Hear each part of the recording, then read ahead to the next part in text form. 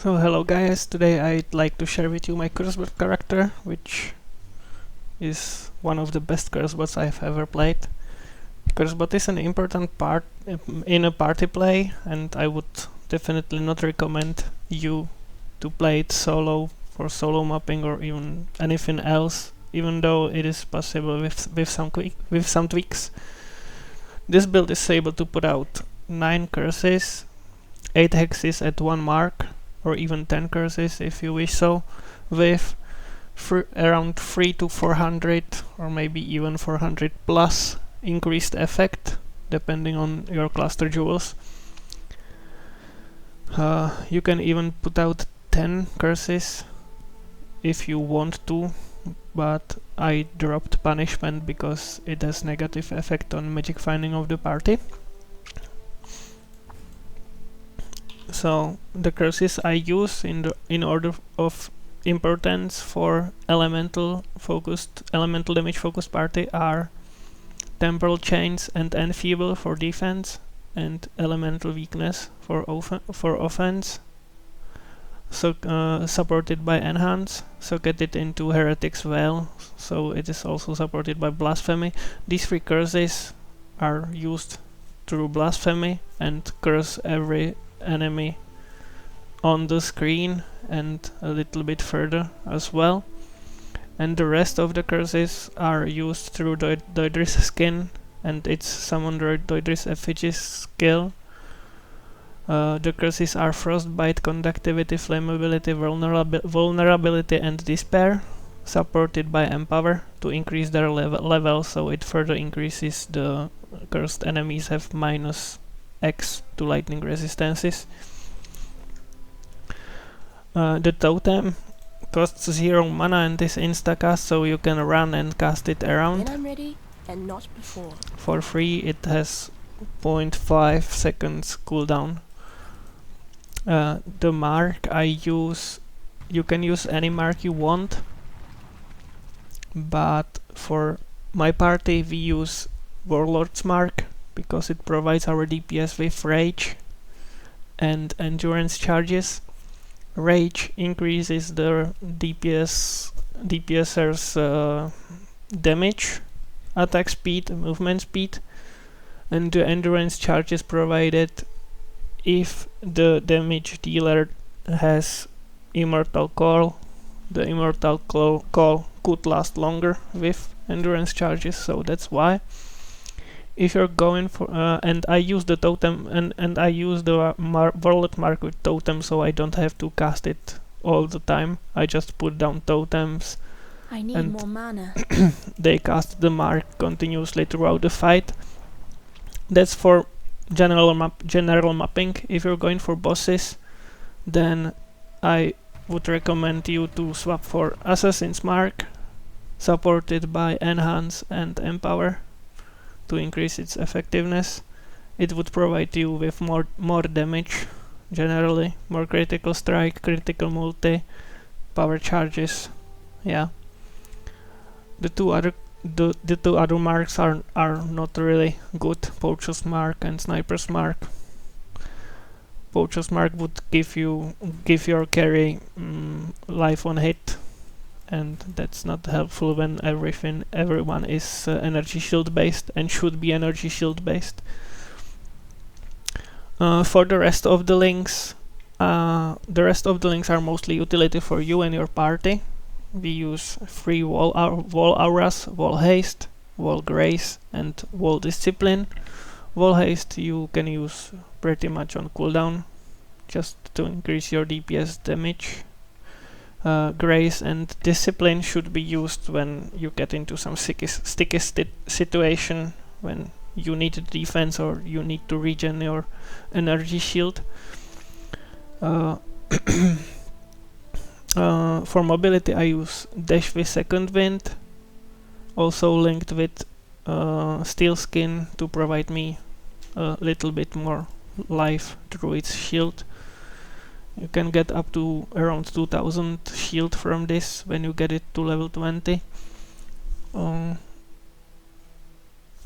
What else is there? And then I have free linked Enduring Cry to provide myself with endurance charges when other supports do not provide you with endurance charges.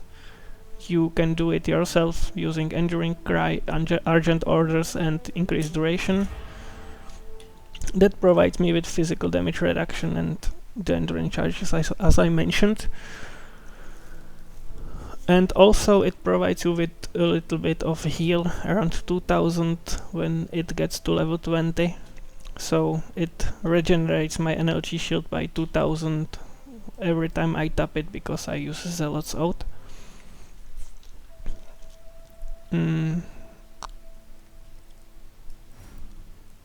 The gear pieces are mostly unique, so you are pretty squishy and don't have much resistances, even though the shield helps.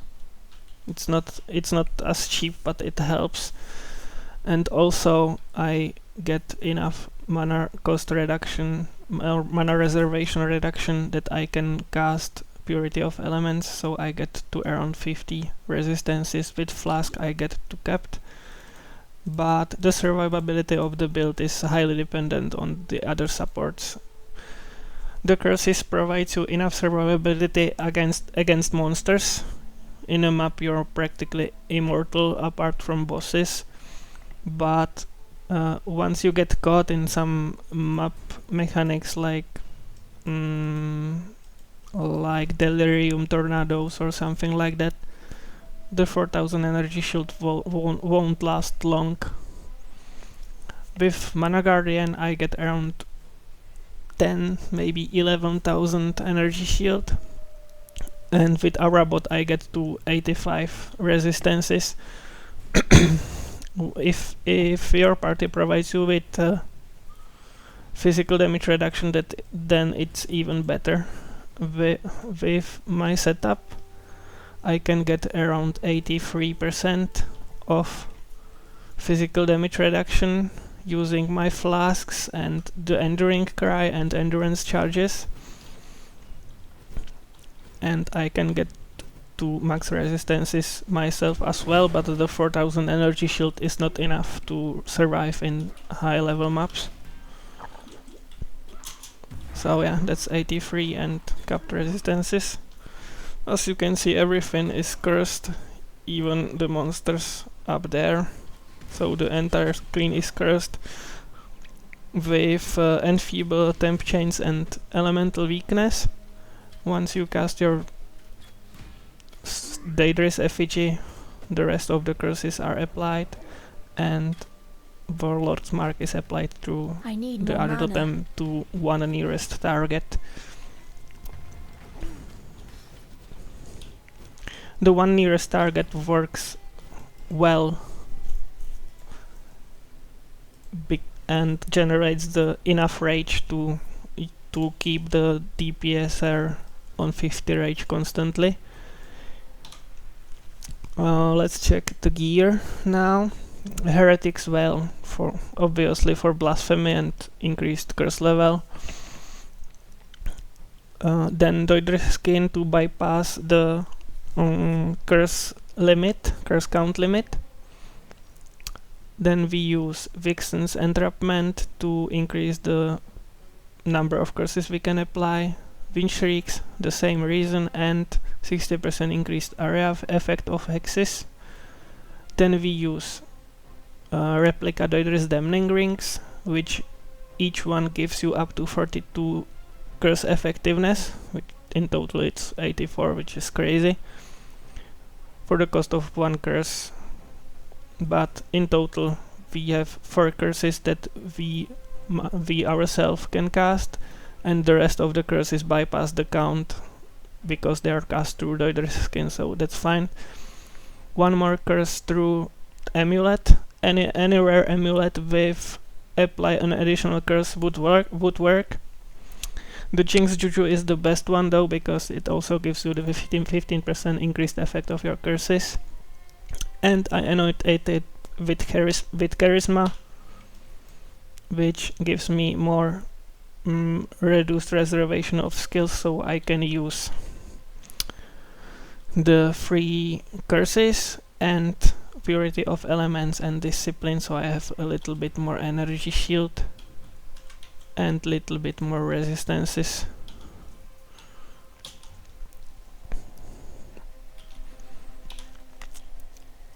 For the flasks, I use a granite flask with combination with basalt flask to increase my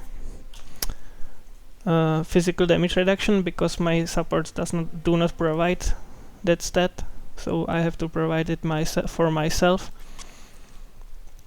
If your party provides you with enough physical damage reduction, you can swap basalt flasks for either jade flasks with more evasion, or taste of hate with to convert physical damage taken to cold damage, so you can mitigate it 2 times. Or if you have the currency, you can provide your party with Bottled Fate,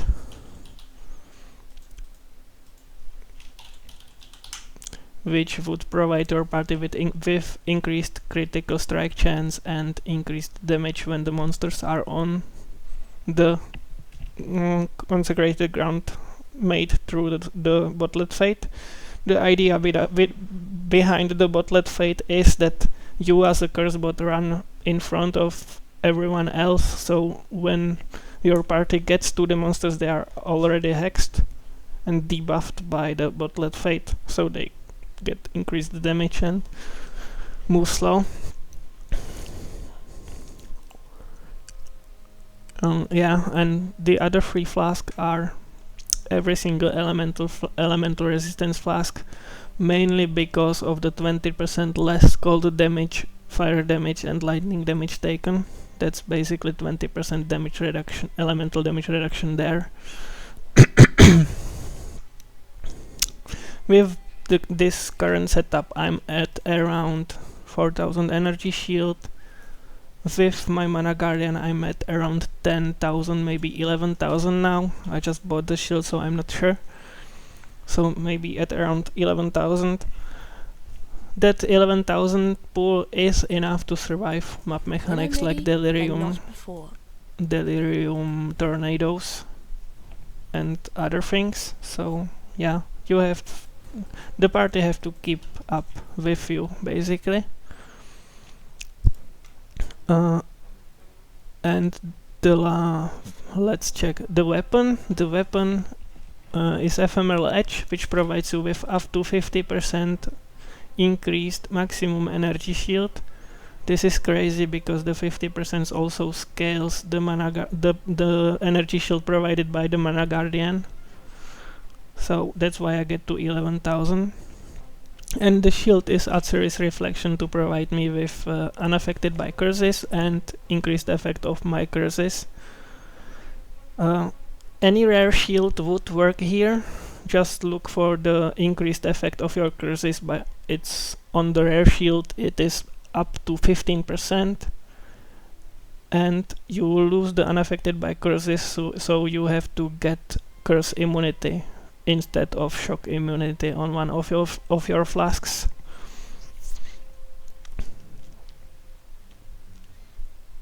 Yeah, let's check the skill tree. This is the mid-range skill tree. The only thing to scale the curses further is through voices, which I don't have access to at this time. And yeah, the most important jewels are the medium ones, where you want Dark Discourse and Forbidden Words. Forbidden Words provides you with curse effectiveness, area of effect of your curses, and reservation of curse aura skills, which reduces the reservation of the 3 blasphemy auras, blasphemy curses we use. And once you get voices and have the full build, you don't need the reservation from here and here.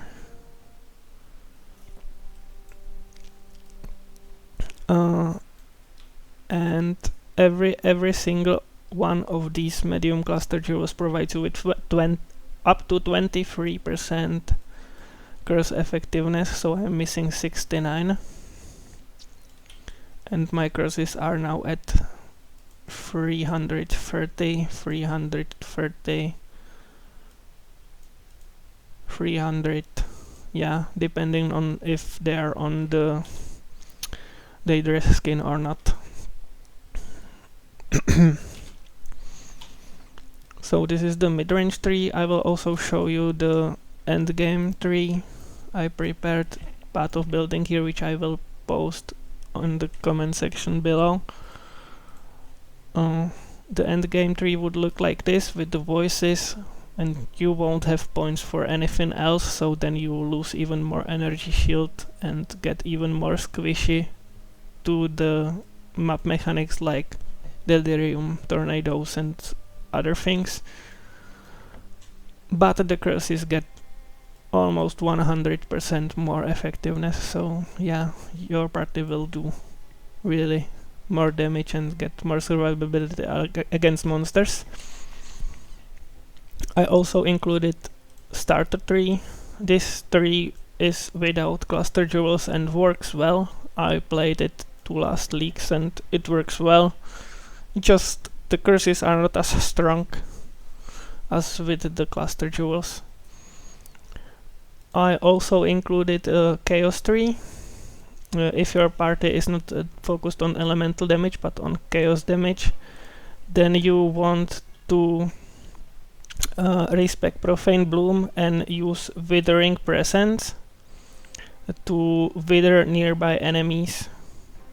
And to counter the Profane Bloom loss, you would swap Daedrus skin for Cospri's Will armor, because you don't need that many curses for elemental damage, resistances and so on.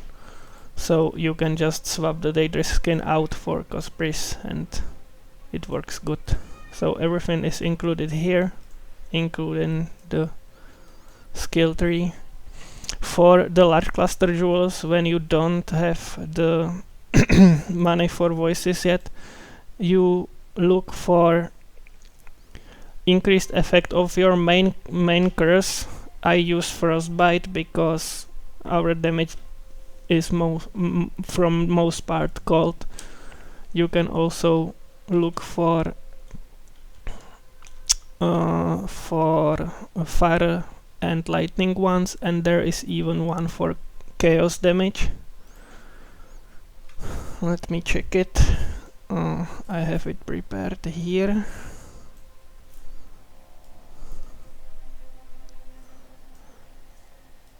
Oops.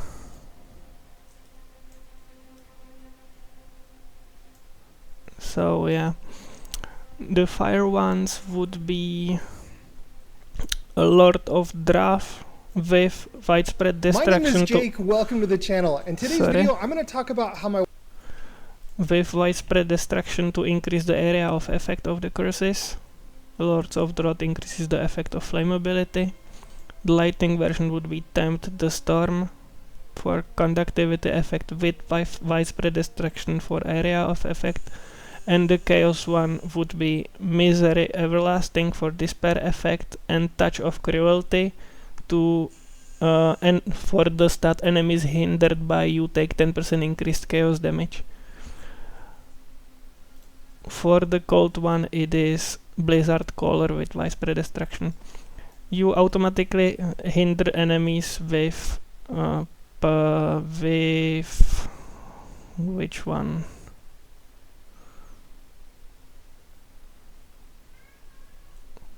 With some of your passives, if I recall right.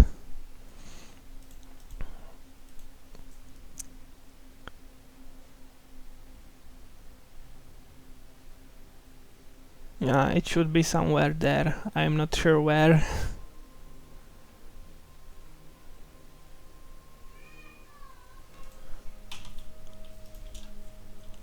Yeah, that would be it, I think. Where did I see the hinder?